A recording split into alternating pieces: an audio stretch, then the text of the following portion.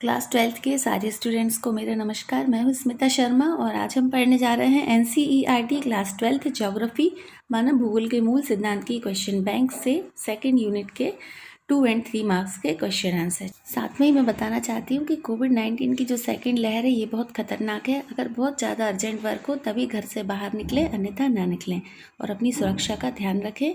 ठीक है, तो चलिए अब हम अपनी क्लास कंटिन्यू करते हैं।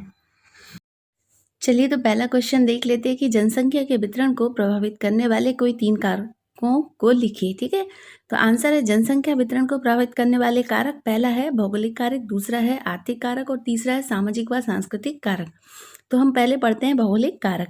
जल की उपलब्धता। जल जीवन का सर्वाधिक महत्वपूर्ण कारक है। हम सभी लोग जानते हैं कि जल के बगैर जीवन संभव नहीं है। जहाँ जल आसानी से उपलब्ध हो जाता है वहाँ पर लोग बसते हैं।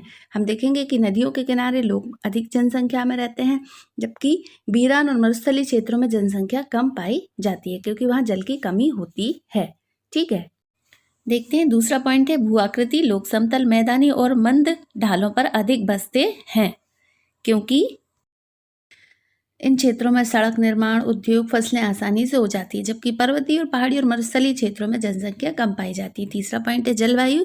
अति ठंडे व मरुस्थलीय विषम जलवायु के क्षेत्रों में लोग कम रहते हैं। हम भी अच्छी तरह से जानते हैं मरुस्थलों में गर्म रेत होती है और ठंडे क्षेत्रों में अधिक बर्फ जमी होने के कारण लोग वहां नहीं रह सकते, जबकि सुविधाजनक जलवायु वाले क्षेत्रों में जनसंख्या अधिक पाई जाती है।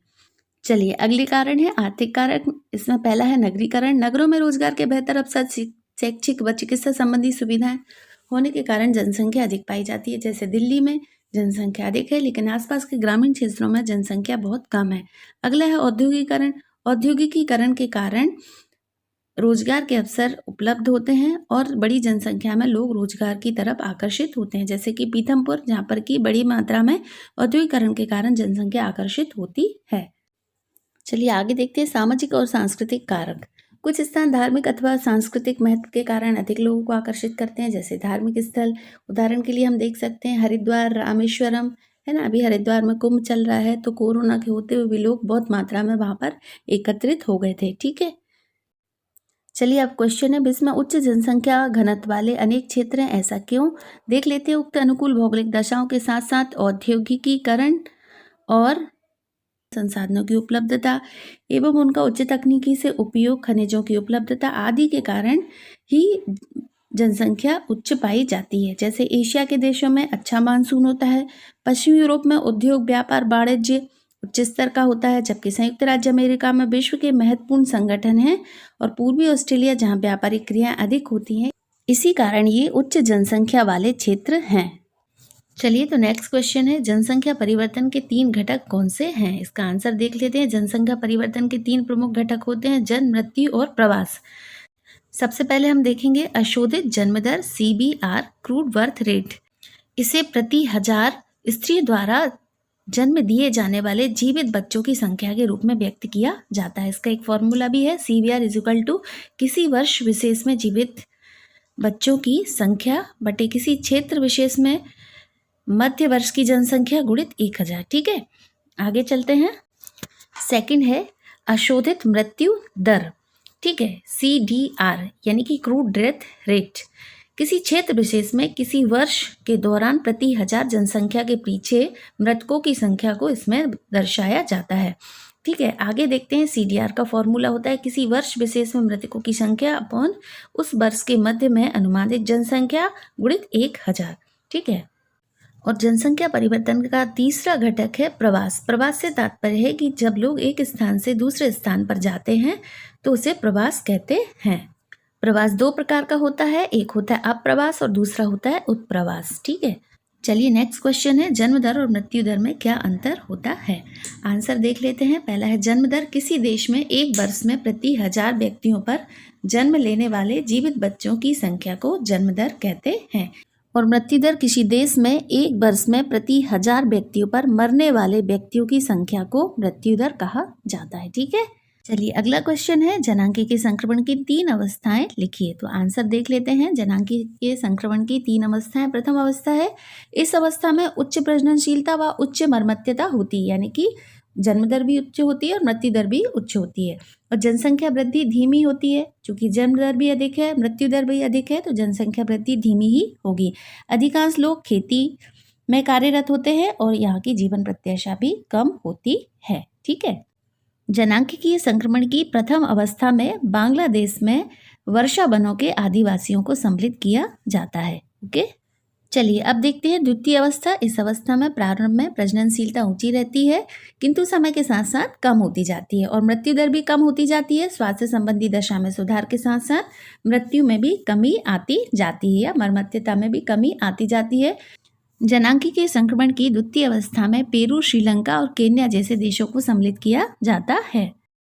चलिए अब देखते हैं जनांगीय संक्रमण की तृतीय अवस्था। इस अवस्था में प्रजननशीलता और मृत्यु दर दोनों ही बहुत घट जाती हैं। जनसंख्या या तो स्थिर हो जाती है या मंद गति से बढ़ती है।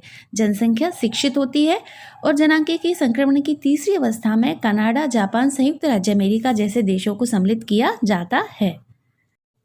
चलिए अगला क्वेश्चन है, प्रवास के प्रतिकर्ष और अपकर्ष कारक लिखिए। आंसर है प्रतिकर्ष कारक। जब लोग रोजगार की तलाश में राजनीतिक उपद्रव या प्रतिकूल जलवायु, प्राकृतिक आपदाएं, महामारी, सामाजिक आर्थिक पिछड़पन आदि किसी मजबूरी में अपने स्थान से अन्य जगह को चले जाते हैं, उसे प्रतिकर्ष कारक कहा जाता है। कहने का तात्पर्य है कि किसी भी व्यक्ति को मजबूरी में जबरदस्ती जब अपने घर को छोड़कर एक स्थान से दूसरे स्थान को जाना पड़ता है, वो प्रतिकर्ष कारक कहलाते हैं। अब देख लेते हैं अपकर्ष कारक। जब लोग बेहतर अवसर और रहन सहन की अच्छी दशाओं, शांति और स्थायित्व, जीवन व संपत्ति सुरक्षा तथा अनुकूल जलवायु की उपलब्धता के कारण एक स्थान से दूसरे स्थान को जाते हैं, वो अपकर्ष कारक कहलाते हैं। जैसे विवाह के बाद स्त्रियों का एक स्थान से दूसरे स्थान को जाना अपकर्ष कारक का उदाहरण है। चलिए अगला क्वेश्चन देखते हैं, जनसंख्या संगठन से आप क्या समझते हैं। आंसर है जनसंख्या संगठन या जनांगीय संरचना विभिन्न आयु वर्ग के स्त्रियों और पुरुषों से बनी जनसंख्या, उनकी माप, अंतर, तुलना का प्रदर्शन है। यह संगठन उन विशेषताओं का भी प्रदर्शन है जिसमें भाषा, धर्म, शिक्षा, साक्षरता, आयु, लिंग का विश्लेषण, आवास, व्यवसाय आदि आते हैं। जनसंख्या संगठन किसी देश की विकास योजनाएं बनाने और निश्चित करने में भी सहयोग प्रदान करते हैं। अगला क्वेश्चन है, लिंगानुपात कैसे मापा जाता है। तो चलिए इसका आंसर देख लेते हैं। लिंगानुपात जनसंख्या में स्त्री एवं पुरुषों की संख्या के बीच के अनुपात को लिंगानुपात कहते हैं, अर्थात 1000 पुरुषों पर स्त्रियों की संख्या को लिंगानुपात कहा जाता है। भारत में लिंगानुपात का सूत्र है स्त्रियों की जनसंख्या बटे पुरुषों की जनसंख्या गुणित 1000 और विदेशों में लिंगानुपात का सूत्र है पुरुषों की जनसंख्या बटे स्त्रियों की जनसंख्या गुणित 1000। ठीक है। चलिए नेक्स्ट क्वेश्चन है, जनसंख्या के ग्रामीण नगरीय संगठन का वर्णन कीजिए। आंसर है जनसंख्या का ग्रामीण संगठन। ठीक है।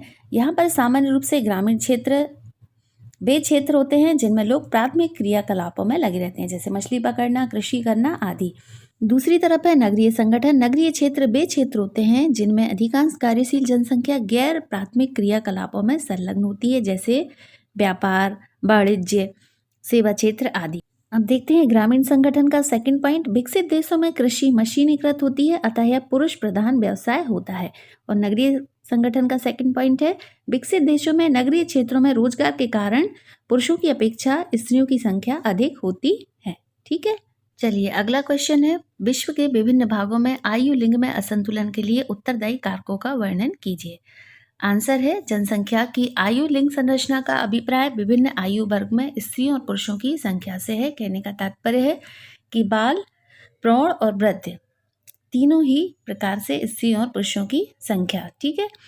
संयुक्त राष्ट्र संघ द्वारा सूचीबद्ध 139 देशों में लिंगानुपात स्त्रियों के अनुकूल है, जबकि शेष 72 देशों में स्त्रियों के प्रतिकूल है। इसके निम्नलिखित कारण हैं।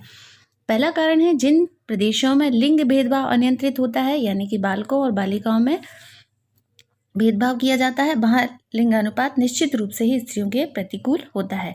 दूसरा पॉइंट है, जिन क्षेत्रों में स्त्री भ्रूण हत्या, स्त्री शिशु हत्या और स्त्रियों के प्रति घरेलू हिंसा की प्रथा प्रचलित है, वहाँ भी लिंगानुपात स्त्रियों के प्रतिकूल है। स्त्री भ्रूण हत्या से तात्पर्य है बच्चे को माँ के गर्भ में ही जांच करवाना और बालिका होने पर उसकी हत्या करवा देना, जबकि बालिका शिशु हत्या से तात्पर्य है कि बालिका के जन्म के बाद उसकी हत्या करवा देना। ठीक है। तीसरा पॉइंट है, जिन क्षेत्रों में स्त्रियों का सामाजिक आर्थिक स्तर निम्न होता है तथा स्त्रियां बेरोजगार होती हैं अर्थात पुरुषों पर डिपेंड होती हैं, वहां पर भी प्रत्येक आयु वर्ग में स्त्रियों की संख्या पुरुषों से कम होती है। ठीक है, चलिए नेक्स्ट क्वेश्चन है, व्यावसायिक संरचना का वर्णन कीजिए। तो आंसर देख लेते हैं। व्यावसायिक संरचना आर्थिक क्रियाओं के अंतर्गत सक्रिय जनसंख्या के अनुपात के वितरण को व्यावसायिक संरचना कहते हैं। इसके प्रमुख वर्ग होते हैं। सबसे पहला होता है प्राथमिक व्यवसाय। प्राथमिक व्यवसाय में कृषि है, मत्स्य, खनन, पशुपालन आदि को सम्मिलित किया जाता है। दूसरे होते हैं द्वितीयक व्यवसाय, निर्मित और विनिर्माण उद्योग, शक्ति उत्पादन आदि को इसमें सम्मिलित किया जाता है। फिर है तृतीयक व्यवसाय, परिवहन, संचार, बैंकिंग एवं अन्य सेवाएं इसमें सम्मिलित हैं।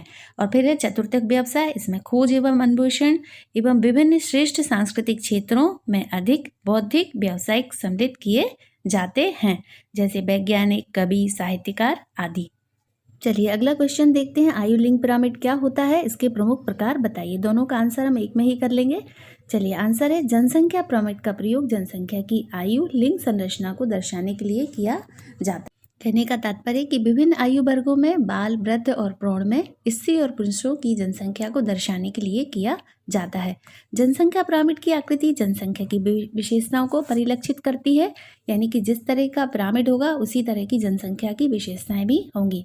प्रत्येक आयु वर्ग में बायां भाग जो है वो पुरुषों का प्रतिशत दर्शाता है तथा दायां भाग स्त्रियों का प्रतिशत दिखाता है। ठीक है, चलिए सबसे पहले है विस्तारित होती जनसंख्या। इस तरह की जनसंख्या में नाइजीरिया का आयु लिंग पिरामिड सम्मिलित किया जाता है। यह त्रिभुजाकार पिरामिड है। यहाँ पर अल्प विकसित देशों का प्रतिरूपी होता है। यह इस पिरामिड में उच्च जन्म दर के कारण निम्न आयु वर्ग में विशाल जनसंख्या पाई जाती है। यदि आप बांग्लादेश और मैक्सिको के लिए पिरामिड की संरचना करें तो वह भी ऐसे ही दिखाई देंगे। ठीक है, दूसरा है स्थिर जनसंख्या। इसमें ऑस्ट्रेलिया का आयु लिंग पिरामिड सम्मिलित किया जाता है, जिसका आकार घंटी के आकार के समान होता है। यह दर्शाता है कि जन्म दर और मृत्यु दर लगभग समान होती है, जिसके परिणाम स्वरूप जनसंख्या स्थिर हो जाती है। तीसरा है ह्रासमान जनसंख्या। इस तरह की जनसंख्या में जापान के पिरामिड को सम्मिलित किया जाता है और इस तरह के देशों में जनसंख्या वृद्धि शून्य हो जाती है या ऋणात्मक हो जाती है। ठीक है, तो आशा करते हैं कि आज का वीडियो आपको अच्छे से समझ में आया होगा और आप सारे क्वेश्चन आंसर प्रिपेयर कर लीजिए और लर्न करके रखिएगा। ठीक है, चलिए तो लास्ट में 2 क्वेश्चन है जिसका आंसर आपको मुझे कमेंट्स बॉक्स में भेजना है। पहला है निम्नलिखित में से किस देश का लिंगानुपात विश्व में सर्वाधिक है, और दूसरा क्वेश्चन है किस आयु वर्ग के लोग कार्यशील जनसंख्या को इंगित करते हैं। ओके, तो आज के लिए इतना ही काफ़ी है। धन्यवाद। जय हिंद, जय भारत।